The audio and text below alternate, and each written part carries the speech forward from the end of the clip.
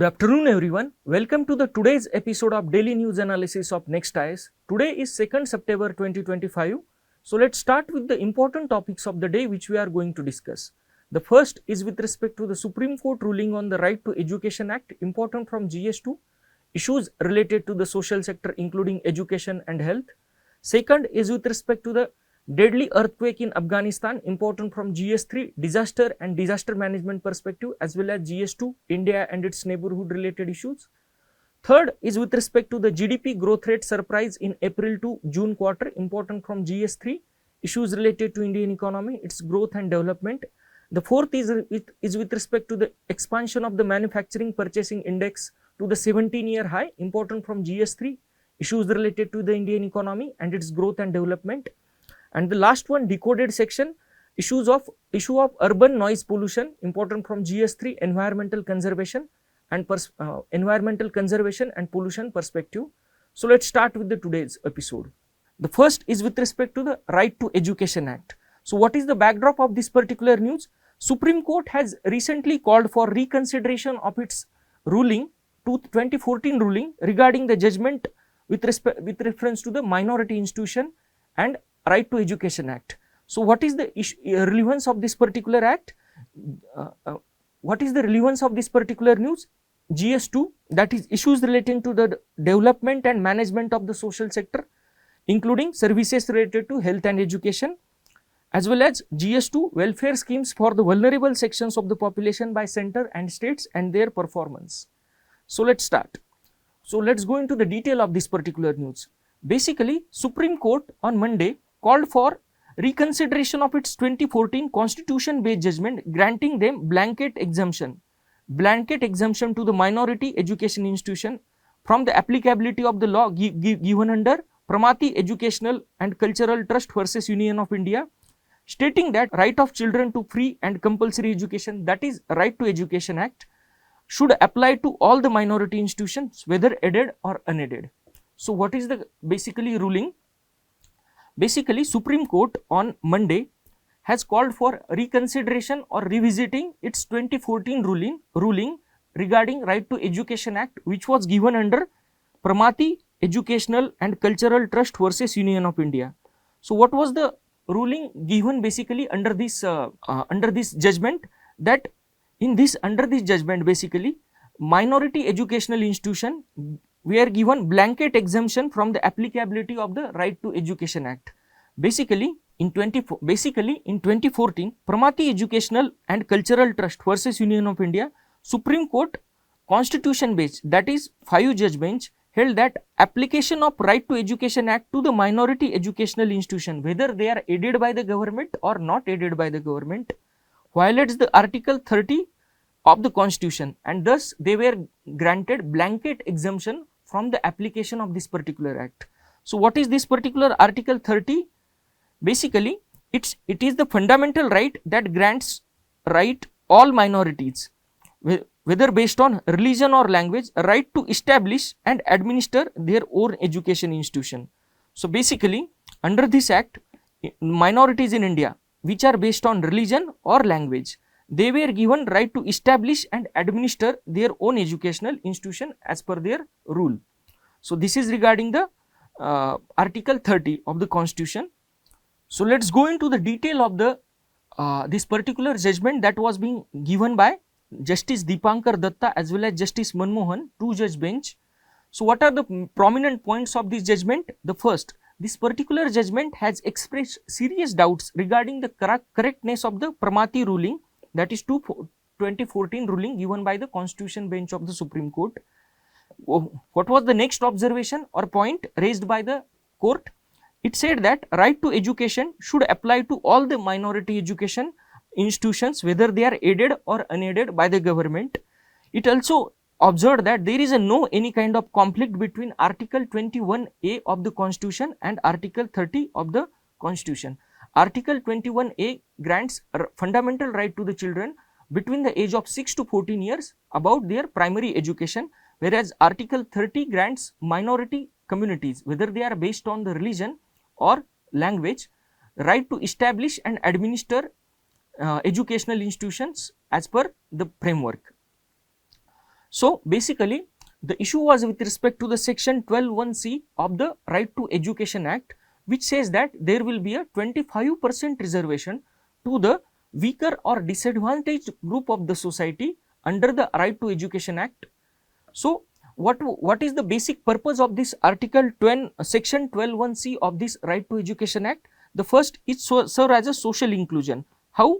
Basically when 25% reservation is granted or given to the socially backward or weaker or disadvantaged group of the society, and it will open them opportunities of the education, thus bringing them into the mainstream.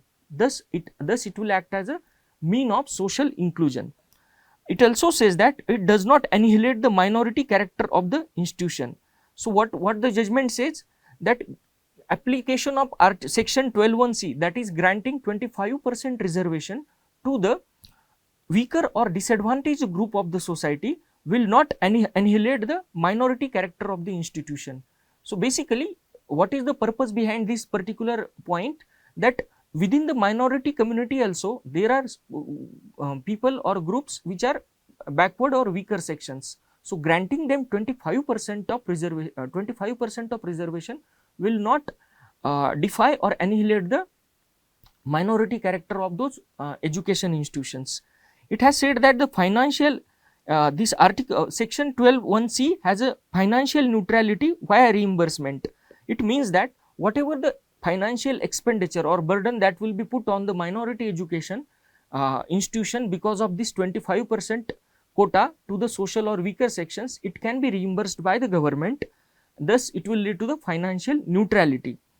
And it also says that if there is any conflict arises regarding the weaker or disadvantaged group 25% reservation, the minority educational institution can admit weaker or disadvantaged within the minority community itself rather than from the other communities. So whatever the weaker or socially disadvantaged section within the minority community, they can be given preference for this 25% quota apart from those socially and socially disadvantaged group which are not from the minority community. So and when it comes to teachers eligibility test, Supreme Court has essentially upheld the minimum qualification under section 23 of the Right to Education Act. So basically this we will see it later. Basically this Right to Education Act has given certain technical as well as the educational qualifications for the teachers, those who are going to teach this children under the Right to Education Act. For that various government, state government has taken various measures like teachers education and training institutions or teachers eligibility test. And here Supreme Court has said that whatever the eligibility criteria or minimum qualification criteria that have been prescribed under this particular act will be upheld, are correct, and that those are being upheld by the Supreme Court division bench. After this, the particular matter has been referred to the Chief Justice of India for larger bench reconsideration of the Pramati ruling. So this is regarding the present status of the ruling as well as the present status of the case. Now let us go into certain basic aspects. What is Right to Education Act? Basically, this Right of Children to Free and Compulsory Education Act 2009 is a landmark Indian legislation that makes elementary education a fundamental right for all the children between the 6 to 14 and enshrined under Article 21 of the Constitution. So basically, whatever the children are there between age of 6 to 14 years, for them elementary education is a fundamental right in India, and it also mandates the government to promote the free and compulsory education, ensuring admission, attendance as well as the completion of the elementary schooling without any financial burden on the families. So what is the responsibility that has been put by this particular Right to Education Act? The first, providing free as well as the compulsory education to the children between the age of 6 to 14.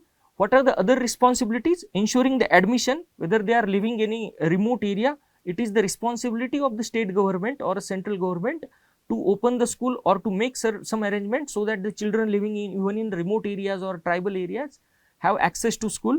Then ensuring the attendance, for that government has taken various programs like midday meal program or giving scholarship or various kind of incentives to the children, and completion of the elementary education without any financial burden, means there will not be any kind of fees in case of government schools.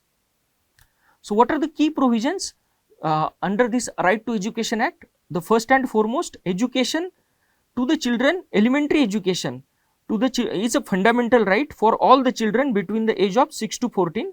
So, this is the first and foremost provision under this article, Right to Education Act. Then compulsory education.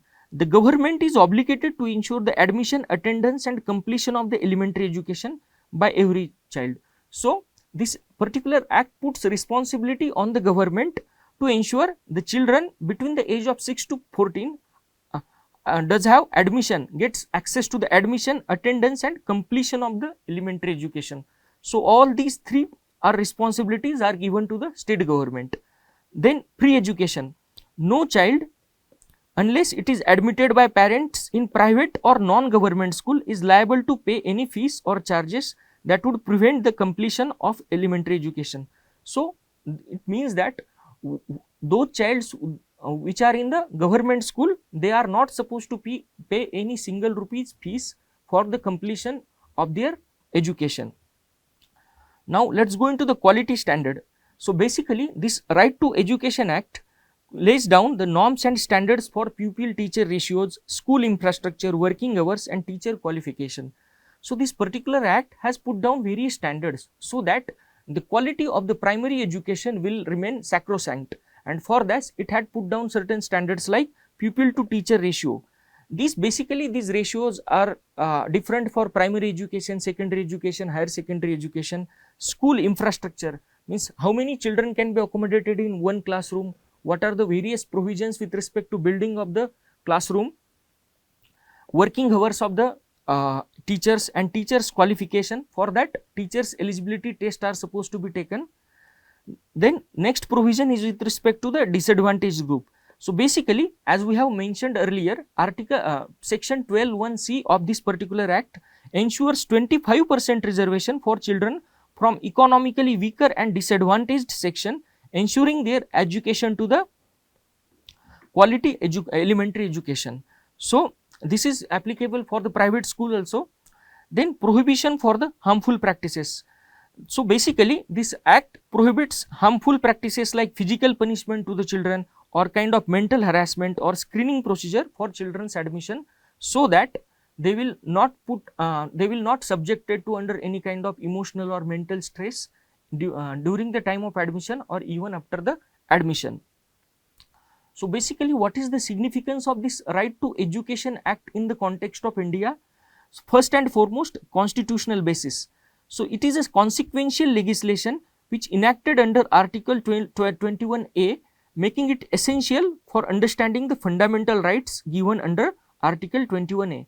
So, basically it gives constitutional basis for the Article 21A of the Constitution. Then social justice. Basically it addresses equity and inclusion by providing specific provisions for disadvantaged children and ensuring access to education regardless of the socio-economic background. As we have seen earlier, the children between 6 to 14 years are or their parents will not be subjected to any fees or any kind of financial burden, and providing them all the necessities for the completion of education is the responsibility of the state.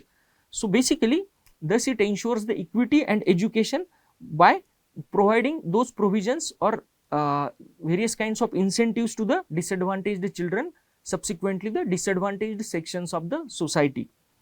Now, let us go into the curriculum and teacher standards. So, this particular act gives various directions or various requirement for the curriculum development, teachers qualification, those who are going to teach, teachers eligibility test are important. So, this basically these standards, whether they are respect to the curriculum or teachers, are basically to maintain certain amount of standard for maintaining the quality of the primary education in India. Now, this is the practice question. Please solve this MCQ. Now, let us go into the second topic of the day, that is the deadly earthquake in Afghanistan, which has killed more than 812 people and injured 2800 people in this war-torn country. Now, let us go into the backdrop of this particular news. So earthquake of 6 magnitude has struck the northeast Afghanistan on Sunday night. What is the relevance? Important from GS3 disaster as well as the disaster management, also GS2 India and its neighborhood relations, because India has very proactively sent lot of humanitarian aid to this earthquake prone country. Now let us go into the detail of the news. Basically, an earthquake of 6 magnitude has struck northeast Afghanistan on Sunday night, killing more than 800 people and injuring at least 2000. So earthquake's epicenter was 27 km away from the Jalalabad in Nangarhar province, and depth was just 8 km. So that is the reason this particular earthquake proved to be so much of destructive, because it was a shallow earthquake. Now let us go into certain casualties related figures to understand the severity of this particular earthquake. At least 800 people killed, more than 2500 injured in eastern Afghanistan. As per the United States Geological Survey, the time was 11:47 p.m. and epicenter was 27 km away from the Jalalabad. This was a shallow depth earthquake, just 8 km below the earth, and thus which led to its highly destructive impact. And this Kunar province was the worst affected, and districts like Nurgul, Soki, Watpur, Maonogi where the saw widespread damage to the homes. So this is regarding the impact of this particular earthquake. Now what is the international response to this particular earthquake? United Nations. The teams of United Nations have already been sent on the ground, providing emergency assistance as well as the life-saving support to the people, those who are affected by the earthquake. When it comes to India, Prime Minister Modi as well as our External Affairs Minister S. Jaishankar has expressed deep condolences as well as pledged humanitarian aid, which has already entered from the Iran, which is being sent by the India, support and solidarity with the Afghanistan people. So let us go into certain basic aspects of the earthquake. Basically, an earthquake is shaking or trembling of the earth's surface. And what are the causes of the earthquake? It is caused by the seismic waves or earthquake waves that are generated due to the sudden movement or sudden release of the energy by the earth's crust in case of shallow focus earthquake. In case of the upper mantle region, there may be some shallow focus earthquake or intermediate or deep focus earthquake. So basically, earthquake result into the release of elastic strain energy generated by the seismic waves causing the ground shaking. You can see this is the ground, this is the hypocenter where the earthquake center was there, and epicenter, it is the closest point on the earth from the hypocenter. So basically, hypocenter refers to the starting point of the quake. You can see it is here, the hypocenter, and epicenter refers to the surface location which is directly above the hypocenter. So it is the epicenter which is directly above the epicenter. Now let us go into the depth related aspect of the earthquake. Basically, this particular earthquake in Afghanistan proved to be so destructive because it was a shallow focus earthquake, or a shallow earthquake. Now let us go into certain depth related aspects or measurements of this particular earthquake.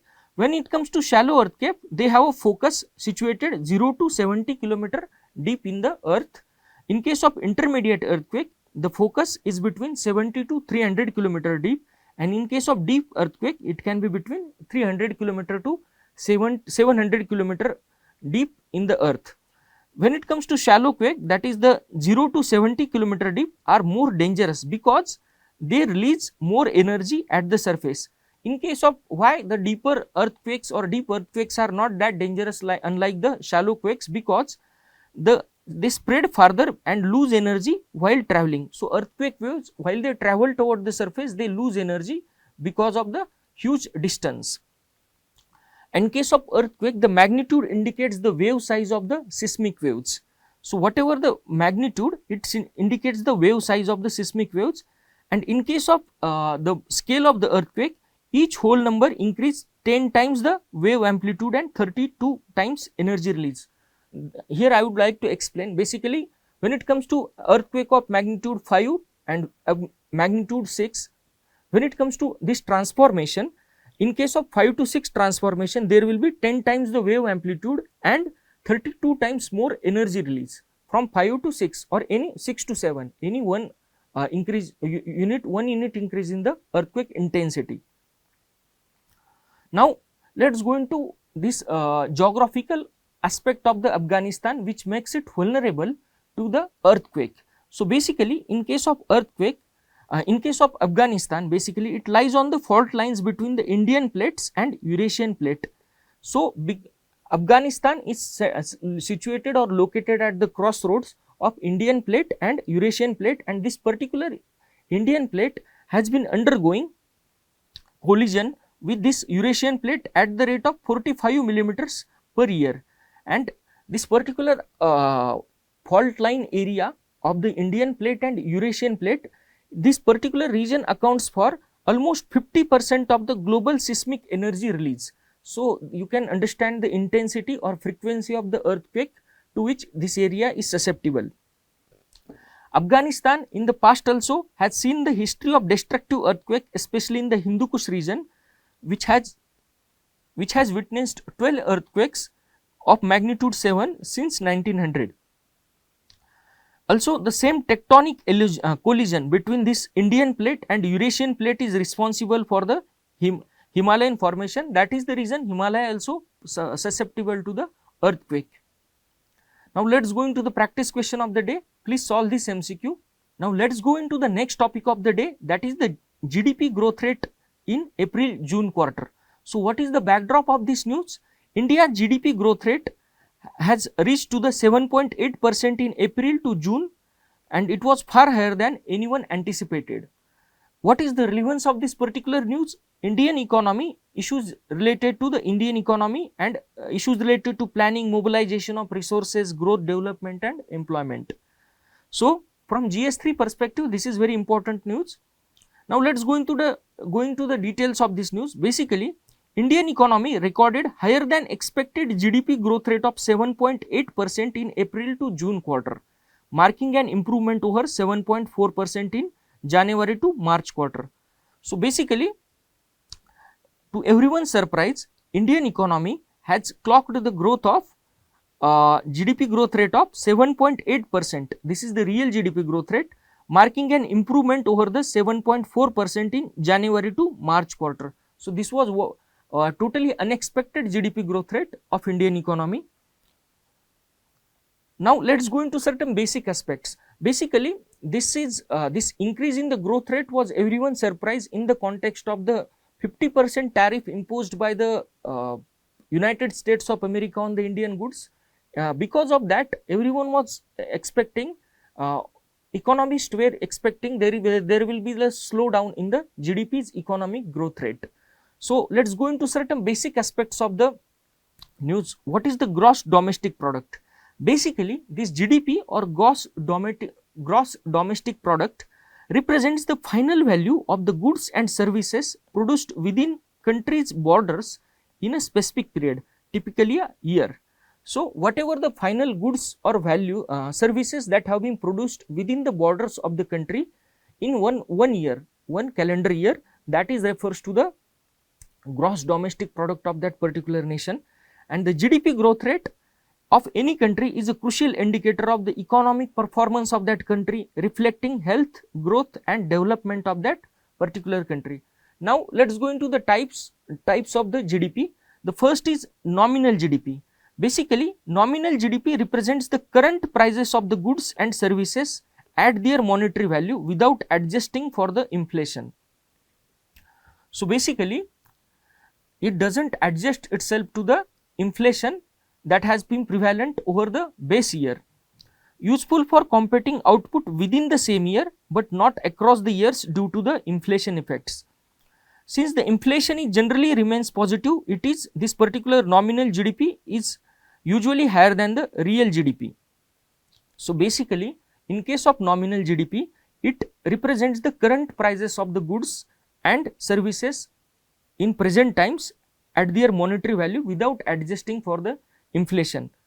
Now, let us go into the real GDP aspect. It is adjusted for the inflation using the GDP price deflator reflecting the quantity of the goods and services that are actually produced within the economy in that particular year.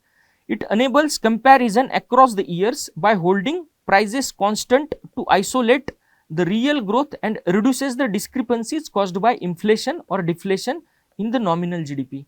So, I would like to explain with the example this real and nominal GDP concept.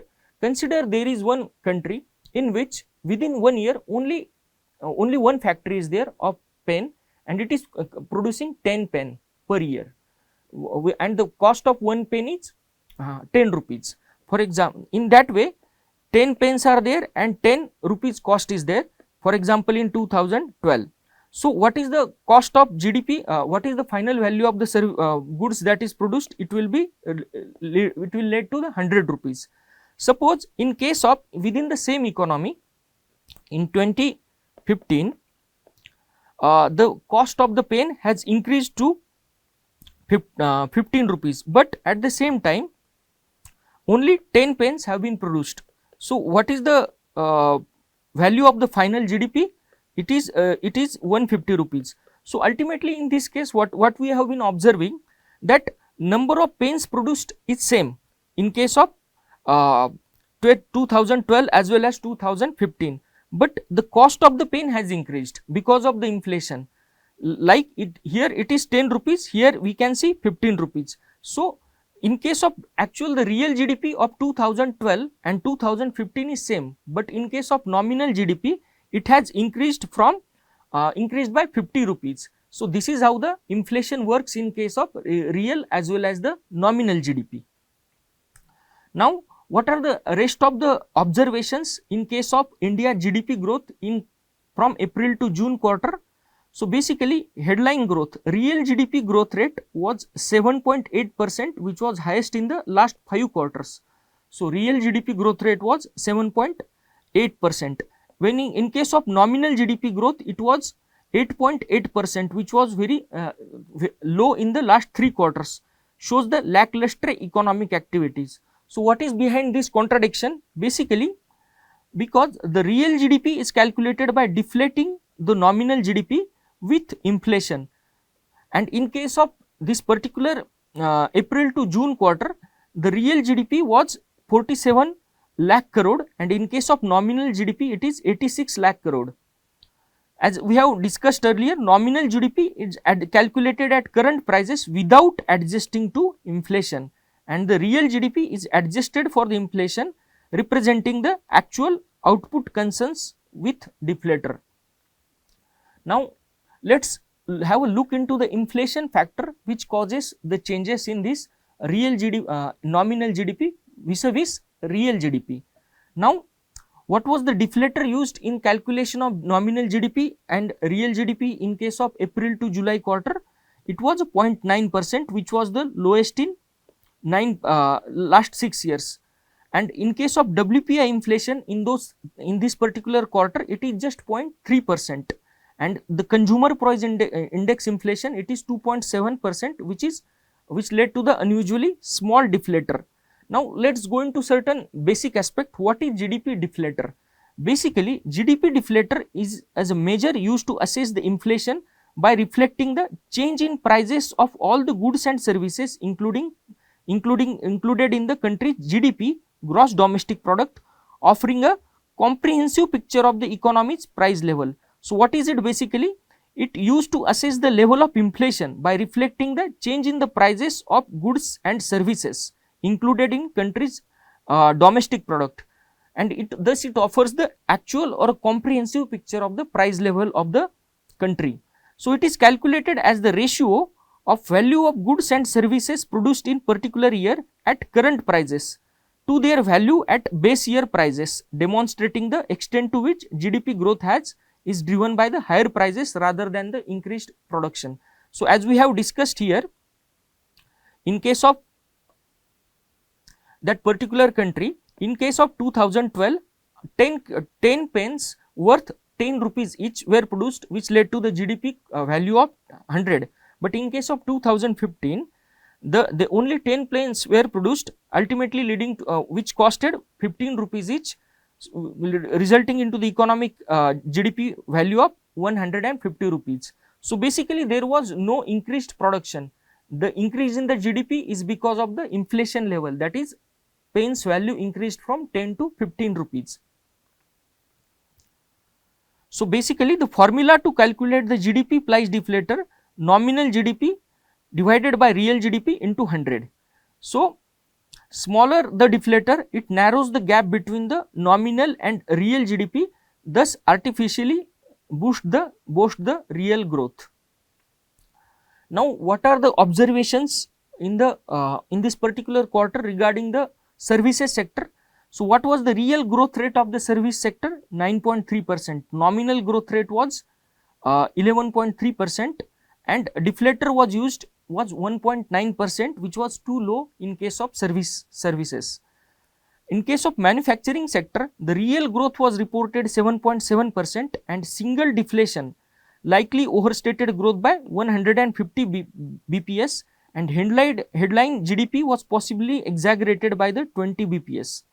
So basically what is the single deflation or double deflation? Let's go into. Basically deflation is defined as the persistent fall in the general price level of the goods and services, resulting in the negative inflation rate. So basically this is the deflation, and in case of single deflation, we consider same prices for the inputs and outputs, okay, and in case of double inflation, the inputs as well as the outputs are which are used in the agriculture or mining, our prices are considered in a different manner. So it leads to the it is called as the double deflation. So in case of single deflation, when input cost fall, which has been happening now, single deflation overstates the actual growth, and when input cost rise like high wholesale price index, when there is a high increase in the wholesale price index, single deflation understates the growth. So this is the issue with single deflation issue. Now what are the outlook or what are the predictions for the rest of the financial year 2025-26?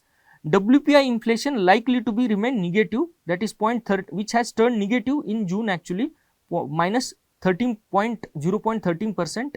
In case of CPI inflation, it was again recorded low at 1.55% in July, and as per the Reserve Bank of India projections, it is likely to remain 3.1% in 2025-26. So these low deflators are likely to persist, because of which real GDP growth numbers may stay artificially high. So it will lead to the disconnect between the real GDP and high frequency data will continue. So there will be a kind of disconnect between the data that has been collected and the real GDP value.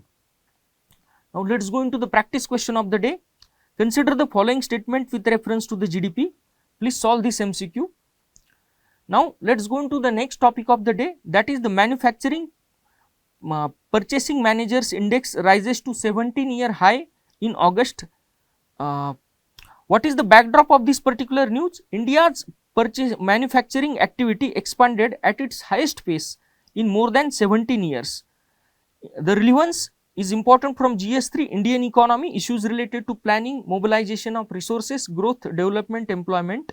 Let us go into the detail of the news. Basically, HSBC India has calculated manufacturing purchasing managers index, that is PMI, which was compiled by the Standards and Poor's Global. It has climbed to 59.3 in August as compared to the 59.1 in July, which indicates the fastest improvement in the operating conditions in last 17.5 years. So this is the basically backdrop or a detail of news. It has climbed to 59.3 in August 2025 against 59.1 in July, and this is the fastest improvement in the operating conditions in last 17 years. Now what are these important findings of the Standards and Poor Global Research regarding the PMI? Basically, India's manufacturing PMI rose to 59.3 in August, up from 59.1 in July. This is the 17-year peak. Basically, it represents the fastest improvement in the operating conditions in 17 years. In case of services purchasing managers index, it has hit to 11-month high in July, which is also driven by the strong domestic and overseas demand of the services. Now, it's time for certain basic aspects. What is the Purchasing Managers Index? Basically, it's kind of economic indicator which is derived after monthly surveys of the different companies, large companies basically. So, what is the objective or what is the purpose of this Purchasing Managers Index? Basically, it measures the activity at purchasing or input stage. So, consider any company, for example, Tata Salt is there. Whatever the input that is being required by the Tata Salt company, whether it is a sea salt or whether any kind of machinery or whether it is a supplementary chemicals are there, that have been, whatever the inputs that have been purchased by that particular company, it will be calculated in this Purchasing Managers Index. In this sense, it is very different from the industrial production, which is indicative of the actual production. So, basically index of industrial production, it reflects or it gives numbers of the what is the actual industrial production is there. But in case of this particular Purchasing Managers Index, it represents the intake or input that have been purchased by that particular industry before the production process starts. So, there are basically two types of the PMI. First is the manufacturing sector PMI and services sector PMI. The index shows trends in both. This Purchasing Managers Index shows the trends in both manufacturing and services sector, and one of the drawback of this Purchasing Managers Index is that it does not capture the informal sector activity in the economy. Since it is difficult to calculate what are the inputs that have been purchased by the informal sector units, which are very small in nature, it is not being included in the Purchasing Manager Index. Now, as per this survey, what are the causes behind the surge in Purchasing Managers Index? So, first is strong domestic demand. So, the growth in the PMI has been propelled by the rise in the new orders and production supported by the strong domestic demand of the manufacturing as well as the services sector. Production surge. So, basically it suggests that the production volumes grew to it at quickest pace in the last 5 years, and the new orders are also being placed. Incoming new orders rose sharply, maintaining the July month's momentum in which is considered as fastest in 57 months. And some of the companies have also attributed to this surge to the advertising effect as a result of advertising success. So, what are the impacts? What is the most prominent impact of this rise in the Purchasing Managers Index? Hiring and inputs. Basically, companies hired more workers and purchased additional materials in anticipation of the sustained demand. So, as we have discussed here, there is a maintenance of the July month momentum in case of manufacturing. So, as a result of which companies have been hiring more workers and purchasing the additional input materials because of the anticipation of the more sustained demand in the future. Now, let us go into the slowed aspect, another aspect of this survey, that is the slowdown in the export growth. As we all know, as US has imposed 50% tariffs on the India's products basically, because of which everybody is expecting slowdown in the export growth. So, it suggests that export slow. Growth in the international orders has slowed to the 5-month low because of the US tariff impacts. Basically, US tariff hike to 50% was cited as the factor that dampened the export orders from the international market of the Indian goods. Now, let us go into the significance aspect of the Purchasing Managers Index. So, what is the significance of this particular Purchasing Managers Index?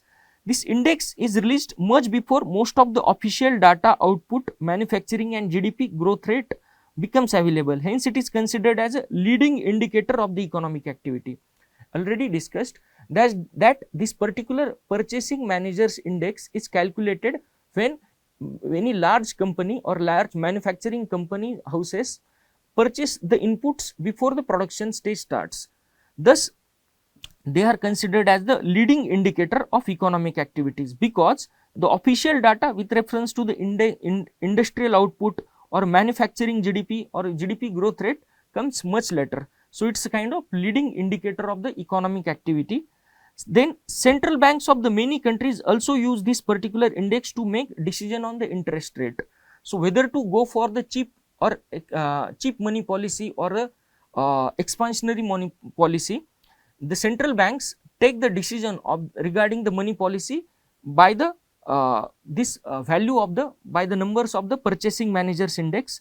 Then it also gives the indication of corporate earnings and is closely watched by the investors as well as the bond markets. So basically, in case of the bond markets, many investors they take indications from this regarding the corporate earning and closely watched by the investors as well as the bond markets. For example, any manufacturing group is purchasing lot of input, it is considered as the probability of the higher or sustained manufacturing activity or economic activity of that particular company in future, because of which the confidence by the investors in that particular company grows. Thus, it has been used by the investors for the investment purposes. It is a good reading of the index enhances the attractiveness of the economy vis-a-vis another competitive economy, competing economy. For example, in case of India or Bangladesh or Indonesia, these are developing countries, and in case of the purchasing manager index, if wherever the purchasing manager index is good, the investors can take decision with reference to the FDI or any other kind of investment with the help of this purchasing manager index in case of comparable economies. Now let us go into the question of this particular topic. Consider the following statement with reference to the PMI. Please solve this MCQ. Now let us go into the next topic, that is the urban noise pollution crisis in India. Urban noise pollution crisis in India. So what is the backdrop of this particular news? Urban noise pollution has quietly emerged as one of the most neglected public health crises in recent times. So what is the relevance? GS3, conservation, environmental pollution and degradation, environmental impact assessment. So basically, let us go into the details of the news. Basically, urban noise pollution in recent times has raised as a under-recognized public health crisis in the making in case of India.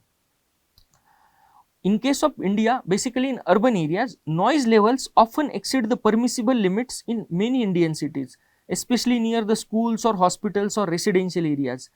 This threatens the very constitutional right to peace and dignity to the citizens of that particular area. Now, let us go into certain basic aspects. What is noise? Basically, noise is an unpleasant and undesirable sound which leads to the discomfort in the human being. So, this is noise, which it is an unpleasant and undesirable sound causing discomfort in the human beings, and the noise pollution is referred as a regular exposure to the elevated sound levels that can lead to the adverse effect in the humans or other living organisms. So, it is a noise pollution is nothing but the regular exposure to the elevated sound levels of the over a prolonged period, which will lead to the adverse effect in the humans or other living beings. Now, let us go into certain important aspect with reference to the noise pollution crisis in India. In 2011, Central Pollution Control Board has launched one important initiative which was called as the National Ambient Noise Monitoring Network.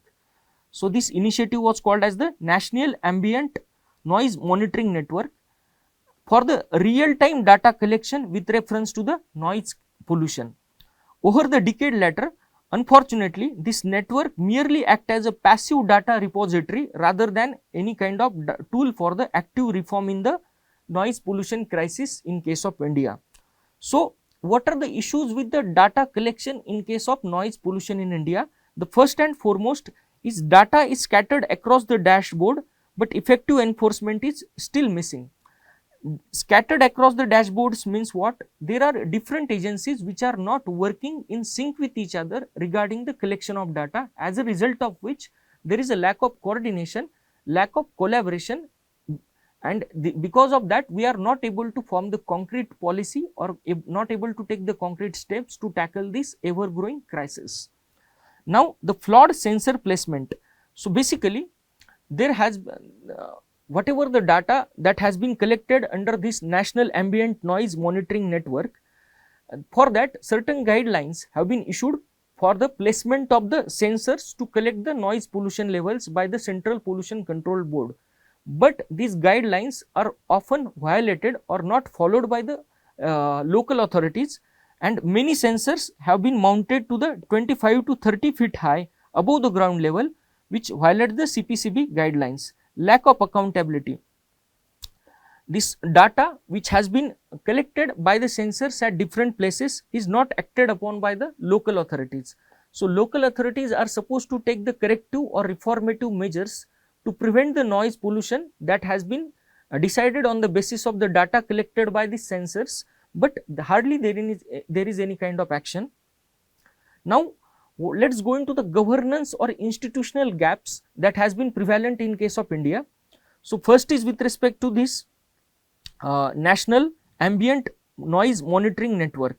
Basically, this was intended for the real time monitoring, but it functions as a passive data repository, as we have discussed earlier.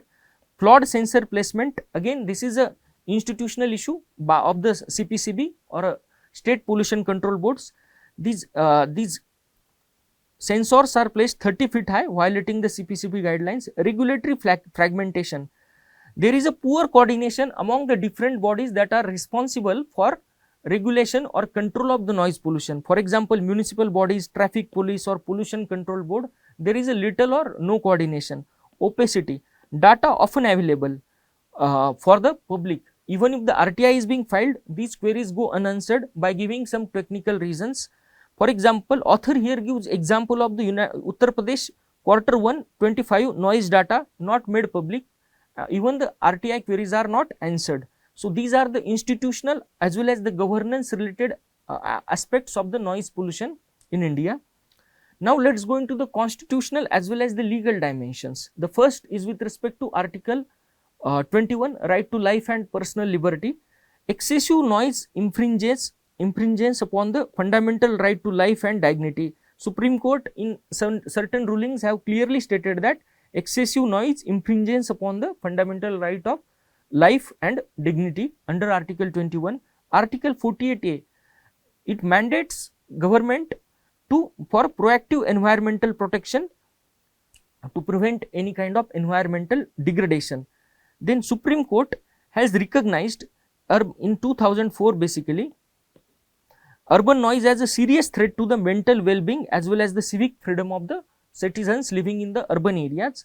Then Noise Pollution and Regulation and Control Rules 2000, they provide a legal framework, but enforcement is largely symbolic in case of noise pollution rules. Now, let us go into the ill effects of the noise pollution on the human body. The public health impact, basically this noise pollution in the sensitive areas like schools or hospitals or residences often crosses 65 to 70 decibel against the WHO limits of 50 decibel by day and 40 decibel by night. So, what it leads to? It leads to mental stress, disturbed sleep pattern, long term health risk, especially for the children, elderly and the vulnerable groups. Noise pollution is invisible. Basically, it is unlike the smoke or waste which cannot be seen. It makes harm, so that the harm caused by noise pollution is less obvious but equally damaging. So, harm caused by the noise pollution may not be seen, but it is equally harmful to the citizens, especially the children as well as the elderly people. Now, let us go into the ecological aspects of the noise pollution. So, basically 2025 study by the University of Auckland suggests that the common maenads exposed to the one night of noise and showed the disrupted sleep and reduced song complexity. So, this was the study conducted by the University of Auckland in India. So, the common myna, the very common bird in case of India, when it was exposed to the one night of noise pollution, it has shown the disrupted sleep patterns and song complexity. So, it signals the breakdown in the ecological communication systems and erosion of the urban biodiversity. So, in case of urban biodiversity, since because of the noise pollution, many birds prefer to migrate from the urban to other areas, it leads to the breakdown or erosion of the urban biodiversity and breakdown on the ecological communication system, since many species prefer to go beyond the urban areas, away from the urban areas. It extends to impact on the trees as well as the broader ecosystems. So the trees are also being impacted by this noise pollution. Now let's go into the civic as well as the cultural aspects of the noise pollution. So in case of India, there is a kind of civic fatigue. Civic fatigue means what? Noise pollution is now normalized and is considered as a normal part of the urban life. Urban life, whether it is a honking or a drilling or loudspeakers, they are being considered as a normal part and parcel of the urban life.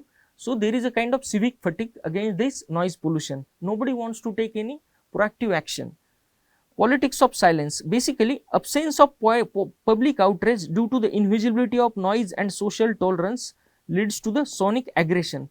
So basically, since we have seen here, there is a kind of civic fatigue. Civic fatigue means what? No any kind of civil society organization is taking any proactive measures to oppose this menace of the noise pollution, as a result of which even the politicians in the power are not taking any kind of proactive steps to address this, since there is a lack of public outrage. Then cultural change, cultural aspect. Basically, noise sensitivity must be socially internalized. Here, author has given the example of the seat belt adoption. Basically, the adoption of seat belt by the Indian population has become very common and it is kind of cultural change. Here, author suggests that noise sensitivity must be imbibed or inculcated in the Indian citizens as a cultural change of daily life. Now, what is the way forward, or what is the roadmap for reform? Now, what is the roadmap for the reform of this particular noise pollution? Decentralization of the National Ambient Noise Monitoring Network. So, basically here author suggests that empowerment of the local bodies for the real-time data collection and enforcement power. So, here local bodies can further be empowered with providing them technologies for the real-time data collection with reference to the noise pollution, as well as giving them or granting them powers for the enforcement of the taking anti-noise pollution measures, linking monitoring to penalties. So, basically ensuring compliance in construction or zoning and traffic regulation, and penalties can be imposed so that there will be a reduction in the noise pollution menace. Then institutionalize awareness, no honking day, or into or kind of socio-economic campaigns like behavioral campaigns to make aware citizens regarding the ill effects of the noise pollution. Then acoustic resilience in the urban planning. So, basically here author suggests that the cities can be further designed in such a way that there will be a sonic civility, not just for the speed and growth. So, the noise pollution or sensitivity to the noise pollution will be the part of urban planning in terms of imbibing of the acoustic resilience, here author suggests. Then national acoustic policy to define the decibel limits, mandate audits and grievance redressal system in case of noise pollution. So, these are the various measures suggested by the author for the tackling the menace of the noise pollution.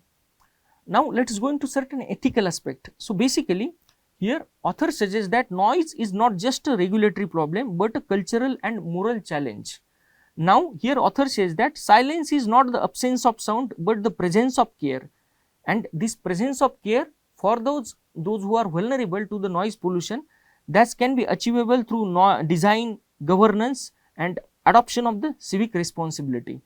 So, what is the conclusion remarks given by the author?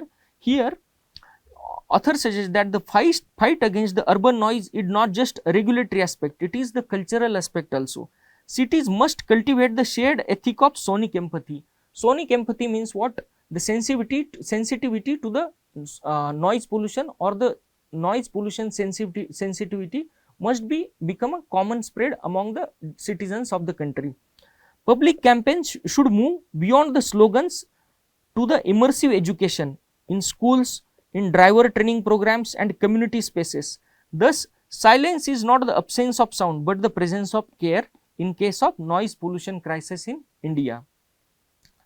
Now, let us go into the practice question. Explaining the causes of urban noise pollution in India, highlight the measures taken by government to tackle it. Please write the answer of this question. This is all for the day. Thank you.